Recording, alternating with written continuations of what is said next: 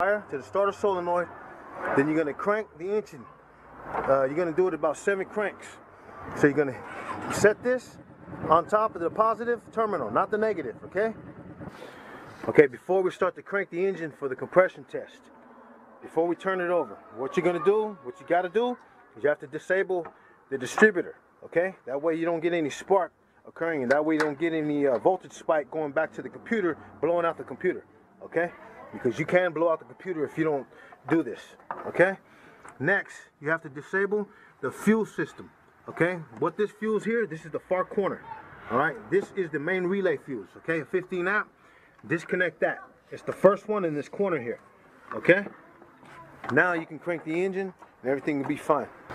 Another thing you got to do, open up the throttle, a wide open throttle there, and keep it open just like that. Okay, we got the throttle wide open, okay? So now we're good to go. Now we can crank the engine, okay? We have this wire hooked up to the starter solenoid. I'm gonna go straight to the battery positive. Okay, crank the engine over 7 times. 1, 2, 3, 4, 5, 6, 7. Okay, that's low compression right there. That's bad. The minimum is 135 psi. This is a bad cylinder. Let's do it again. 7 more times. Go for it.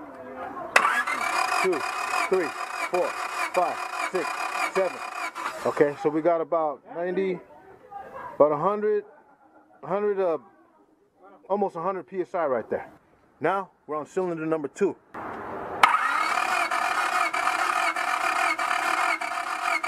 Okay. Look at how low that is. That's horrible, man. That's bad right there. That's really low. That's not even 90 pounds. That's 60s. That's 80, 81 pounds right there. No good at all. Very low compressions. Keep in mind, if you have a stick shift, make sure your stuff is in neutral, okay? Just pop it in neutral and leave it there. Okay, cylinder number 3 now. All right?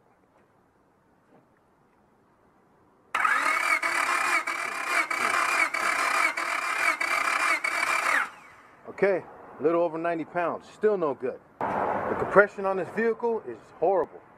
Okay, now we're gonna do cylinder number 4.